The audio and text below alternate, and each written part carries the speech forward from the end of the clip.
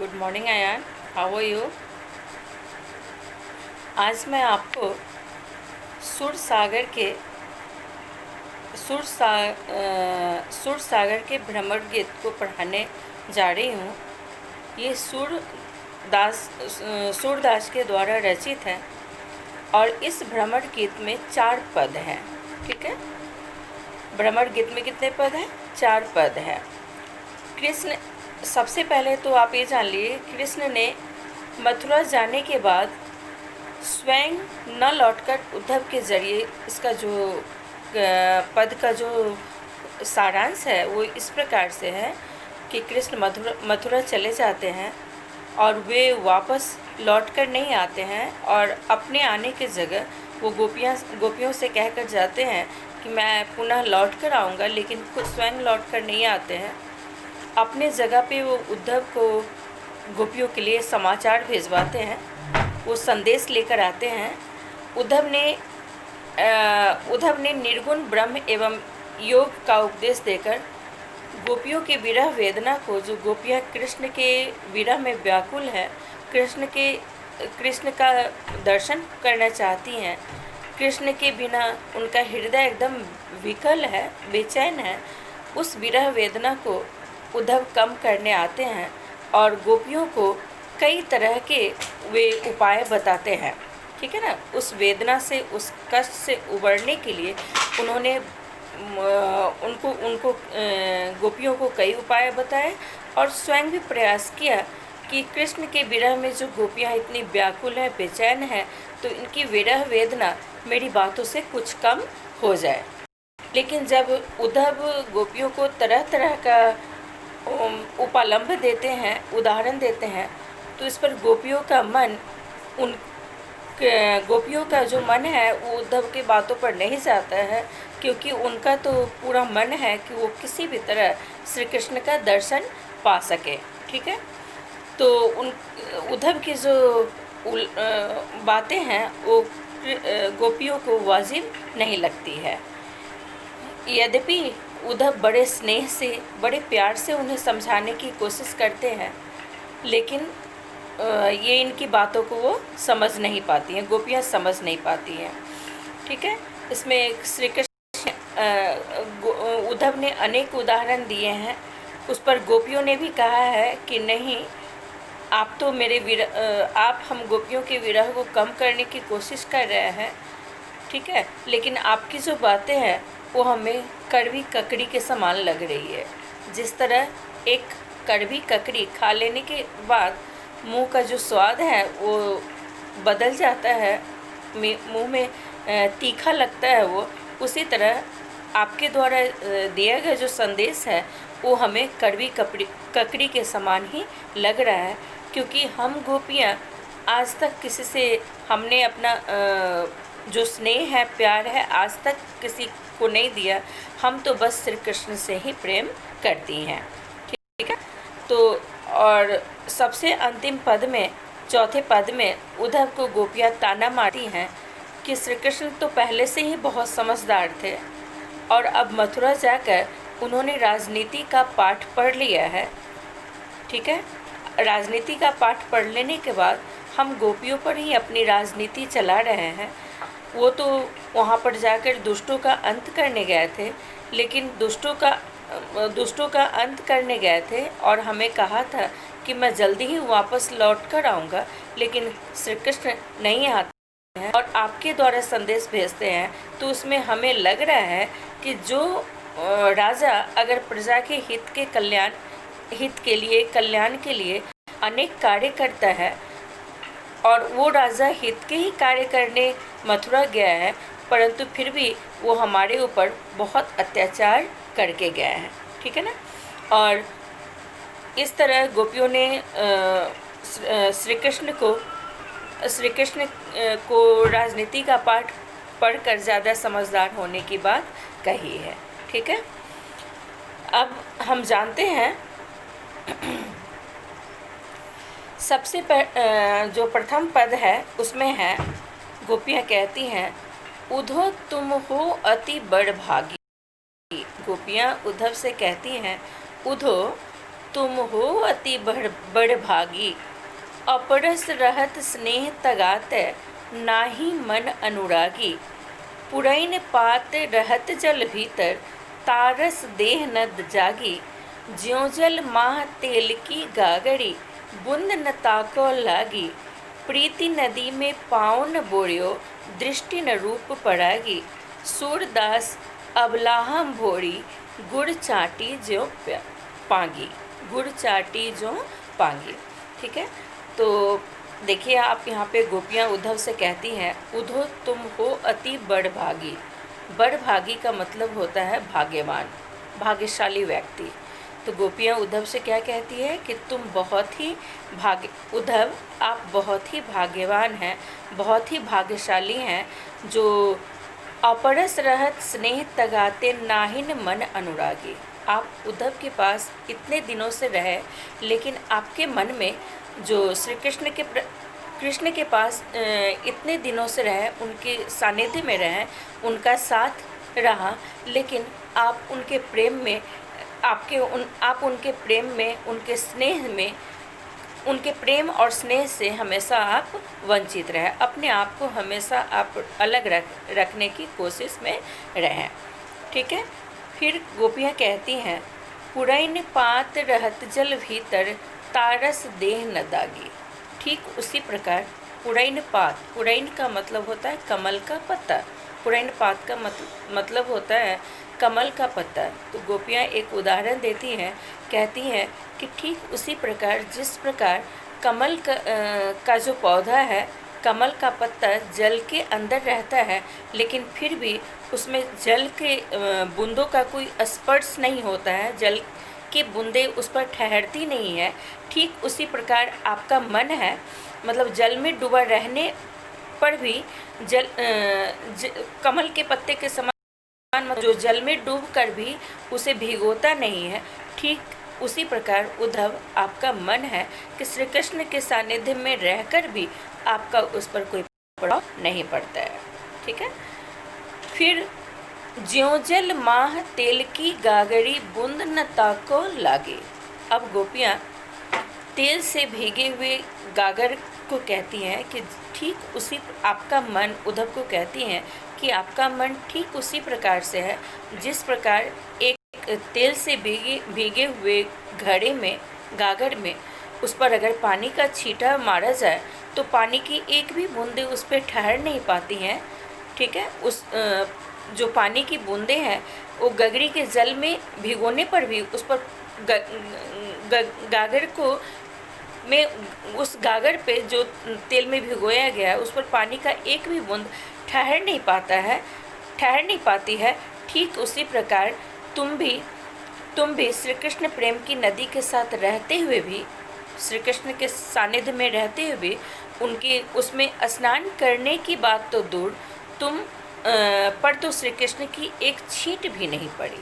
ठीक है, देखिए इन पंक्तियों में ज्यों जल माह तेल की गागरी, बूंद न ताको लगी। इस प्रकार गोपियाँ दूसरा उदाहरण देती है कि तेल से भीगे हुए गागर को पर जब पानी का जो बूंद डाला जाता है, पानी के छींटे मारे जाते हैं, तो उस पानी का एक भी बूंद ठहर नहीं पाता है। उसी प्रकार आपका मन है उद्धव। ठीक है, आप श्री कृष्ण के सानिध्य में रहें, श्री कृष्ण के निकट रहें, लेकिन आप उनके प्रेम में का जो प्रभाव है वो आप पर कभी नहीं पड़ पाया है। ठीक है, फिर आगे की पंक्तियां हैं, प्रीति नदी में पाँव न बोरियो, दृष्टि न रूप पड़ागी। आप उनकी प्रेम रूपी सरोवर में स्नान करने की बात तो दूर है। ठीक है ना, उनके प्रेम रूपी नदी में स्नान करने की तो बात है, आप उसमें अपना पैर भी नहीं डुबो पाए हैं। ठीक है ना, मतलब गोपियाँ कहती है कि इतना सानिध्य रहते हुए, श्री कृष्ण से इतना निकटता रहते हुए भी आप पर श्री कृष्ण के प्रेम का कोई प्रभाव नहीं पड़ा है। लेकिन गोपियाँ कहती हैं कि हम तो भोली भाली गोपियाँ हैं, हमें दुनियादारी की समझ नहीं है, हम जो गोपियाँ हैं बहुत भोली हैं। ठीक उसी प्रकार अब अंत के पंक्ति में देखिए कहती हैं, प्रीति सूरदास अबलाहम भोरी गुड़ चाटी ज्यों पागे। अब गोपियाँ कहती हैं कि हमारा हाल तो श्री कृष्ण के विरह में ठीक उसी प्रकार है जैसे एक गुड़ का छोटा सा गुड़ का जो ढेला होता है उस पर चारों तरफ से चींटियाँ आकर लिपट जाती हैं। उस गुड़ के प्रति चींटियाँ आकर आकर्षित हो जाती है। हमारा मन ठीक उसी प्रकार श्री कृष्ण के प्रेम में लीन है। छोटा सा कुछ सहारा भी हम गोपियाँ देखती हैं तो श्री कृष्ण के प्रेम में मर मिटने को तैयार हो जाती हैं। ठीक है, ये प्रथम पद जो है उसका भावार्थ है। आप समझ गए होंगे और अगर कोई परेशानी हो तो फिर आप मुझे बताएंगे। ठीक है ना। प्रथम पद ऐसे है, उधो तुम हो अति बढ़भागी। गोपियाँ क्या कहती है, हे उद्धव तुम बहुत ही भाग्यवान हो जो श्री कृष्ण के अपरस रहत स्नेह तगाते नाहिन मन अनुरागी। मतलब श्री कृष्ण की इतना निकट रहकर भी, श्री कृष्ण का सानिध्य पाकर भी आपके ऊपर श्री कृष्ण के प्रेम का, श्री कृष्ण के अनुराग का कोई प्रभाव नहीं पड़ा है। ठीक उसी प्रकार जिस प्रकार पुरैन पात रहत जल भीतर तारस देह न दागी। पुरैन पात मतलब कमल का पत्ता जल में रहते हुए उस जल के स्पर्श से उस पर जल का स्पर्श नहीं हो पाता है, मतलब जल की एक बूंदे भी ठहर नहीं पाती है। ठीक उसी प्रकार आपका भी मन है। ठीक है। फिर दूसरा उदाहरण गोपियाँ देती हैं कि ज्यों जल माह तेल की गागरी बूंद न तको लागी। आपका मन ठीक है उद्धव, आपका मन ठीक उसी प्रकार से है जिस प्रकार एक तेल के गागर को तेल से भीगे हुए गागर पर जब जल के छींटे मारे जाएं तो जल का एक भी बूंद, पानी का एक भी बूंद उस पर ठहर नहीं पाता। ठीक उसी प्रकार आपका मन है। तो श्री कृष्ण के इतने निकट रहकर भी श्री कृष्ण के प्रेम का कोई प्रभाव आप पर नहीं पड़ता है। फिर अंतिम पंक्तियों में गोपियाँ कहती है प्रीत। हाँ, तो कवि ने क्या कहा कि इतने निकटता रहकर भी आप उनके प्रेम रूपी नदी में स्नान करने की तो बात दूर है, आपके पैरों का स्पर्श भी वहाँ पर, मतलब आप थोड़ा भी उनके प्रेम से निकलने पर आप थोड़ा भी विकल नहीं होते हैं। ठीक है। फिर अंतिम पंक्ति में गोपियाँ कहती है सूरदास अबलाहम भोरी गुड़ चाटी जो पागी। अब उद्धव से सूरदास जी कहते हैं कि गोपियाँ उद्धव से शिकायत करती हैं कि हमारा जो स्थिति है वो बहुत ही विरह वेदना वाली है, वो बहुत ही बेचैन करने वाली है, क्योंकि हम गोपियाँ जो है बहुत भोली भाली हैं। ठीक उसी प्रकार जिस प्रकार गुड़ का एक छोटा सा ढेला पाकर चींटियाँ उसके तरफ चारों तरफ आकर्षित होती है, उसी प्रकार श्री कृष्ण का थोड़ा सा संदेश पाकर भी हम गोपियाँ उनसे मिलने के लिए बेचैन हो उठी हैं। ठीक है। अब दूसरा पद है, मन की मन ही मांस रही, मन की मन ही मांस रही, कहिए जाए कौन पे उधो नाही पड़त कही। मन की मन ही मांस रही, कहिए जाए कौन पे उधो नाही पड़त कही। अवधि असार आस आवन की तन मन बिथा सही। अवधि का मतलब होता है समय। अवधि असार आस आवन की तन मन बिथा सही। अब इन जोग संदेश ही सुनी सुनी बिरहिनी बिरह दही। चाहती हुति गुहारे जितहिते उड़ते धार बही। सूरदास अब धीर धरहि क्यों मर्यादा न लही। सूरदास अब धीर धरहि क्यों, धीरज। सूरदास अब धीर धरहि क्यों मर्यादा न लही। ठीक है। इस पंक्तियों में अब देखिए गोपियाँ कहती हैं, इन पंक्तियों में गोपियाँ उद्धव से कहती हैं कि उनकी जो मन की श्री कृष्ण जो आने की बात कहकर मथुरा चले गए, तो हम उन बातों को, हम गोपियाँ अपने मन ही मन में रख रही हैं, मतलब इतने दिनों से अपने मन ही मन में सोच रही हैं, बहुत कुछ कहना चाहती हैं, परंतु वह कह नहीं पाएंगी। ठीक है, बातें तो बहुत है, विरह तो बहुत है, वेदना तो बहुत है, लेकिन हम उस वेदना को हम आपके सामने प्रकट नहीं कर पाएंगे। ठीक है ना। अब वे अपने जो वेदना है, कष्ट को उद्धव के सामने प्रकट नहीं कर पाएंगे। वे उद्धव को अपने संदेश देने का उचित पात्र नहीं समझती, उद्धव को अपनी मन की बात बताने का उचित पात्र मतलब सही जरिया नहीं समझती हैं। और कहती हैं कि उन्हें बातें, जब श्री कृष्ण हमें कष्ट देकर गए हैं या विरह देकर गए हैं, तो हमारी जो बातें हैं बस हम श्री कृष्ण को ही कह पाएंगी और किसी को हम अपनी बातें जो हैं वो साझा हम गोपियाँ नहीं करेंगे। ठीक है। गोपियाँ कहती हैं कि इतने समय से कृष्ण के लौट आने की आशा को हम आधार मानकर तन मन हर प्रकार से, हमें तो बहुत आशा था। देखिए इन पंक्तियों में, अवधि आसार आस आवन की तन मन बीता सही। बहुत लंबा समय बीत गया और इतने दिनों से हम श्री कृष्ण के आने की आशा में अपनी विरह वेदना को सह रही हैं। हम गोपियाँ कुछ कह नहीं पा रही हैं, किसी से कुछ कहना उचित हमें नहीं लगता है, क्योंकि हमें ये आशा थी कि श्री कृष्ण हमारे पास लौटकर जरूर आएंगे और हमारे जो दुख है, हमारी जो वेदना है उसे हरेंगे, उसे दूर करेंगे। परंतु अब गोपियाँ श्री कृष्ण उद्धव को कहती हैं कि अब इन जोग संदेशनि सुनी सुनी बिरहिनी बिरह दही। जो आशा थी वो भी खत्म हो गई। श्री कृष्ण स्वयं न आकर आपके द्वारा संदेश भेजे हैं, उद्धव के द्वारा संदेश भेजे हैं और हमें ज्ञान योग